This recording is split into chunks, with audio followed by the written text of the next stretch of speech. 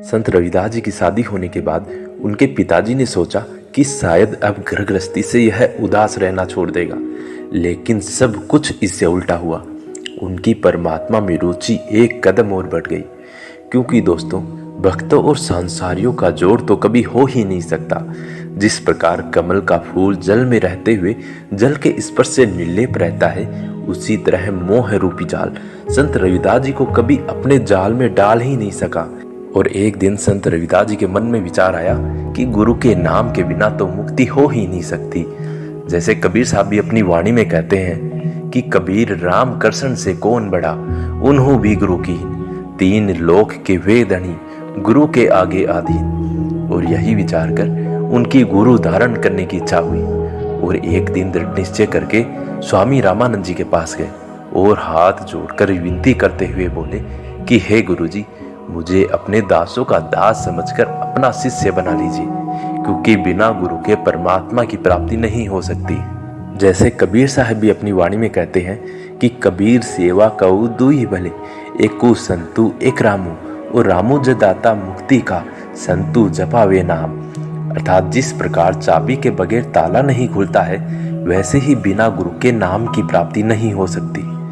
तभी स्वामी रामानंद जी ने उन्हें अपने चरणों से उठाते हुए कहा कि रविदास, एक तो आप नीची जाति के हो और चमड़े का कार्य करते हो, तथा मेरे गुरुदेव जी और वेदों का कहना है कि क्षुद्र को कभी शिष्य नहीं बनाना चाहिए, और ना ही एक क्षुद्र का भजन और बंदगी के साथ कोई संबंध है। और दूसरा, आप खुद ब्रह्म ज्ञानी हो और इसीलिए सारे विद्वान लोग आपकी तारीफ करते हैं। मैं आपका गुरु बनूं, यह तो सूरज को रोशनी दिखाने वाली बात हुई। तभी संत रविदास जी हैरान होकर बोले कि स्वामी जी, आप तो ज्ञानवान हो और आपको जाति पाति के बंधनों में पड़ना शोभा नहीं देता। ऊंची जाति का गुमान करना आप जैसे ब्रह्मज्ञानी की शान के खिलाफ है। इसलिए आप मुझे चमार जानकर अपने चरणों से दूर ना करो। इतना कहकर रविदास जी ने शब्द उच्चारण किया, जो कि इस प्रकार था: मेरी संगति पोछ सोच दीनू राती, मेरी कर्मों कुटिलता जन्म कुबाती। राम गुसैया जीव के जीवना, मोहि न बिसार हूँ मैं जनू तेरा। मेरी हरहु विपत्ति जन करहूँ सुबाई, चरण न छाड़ूं शरीर कल जाई। कहूँ रविदास परहु तेरी साबा, बेगी मिलहूँ जन करी न विलाबा।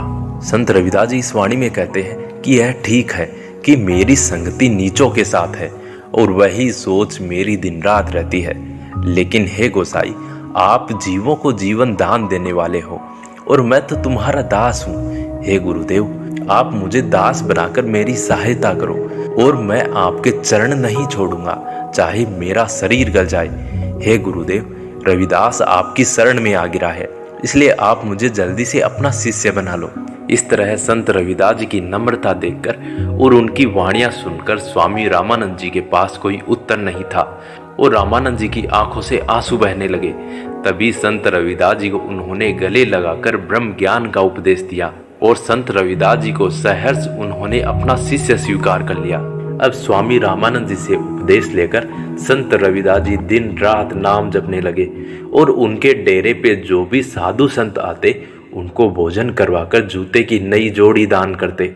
इस तरह संत रविदास जी परमात्मा के और नजदीक होने लगे।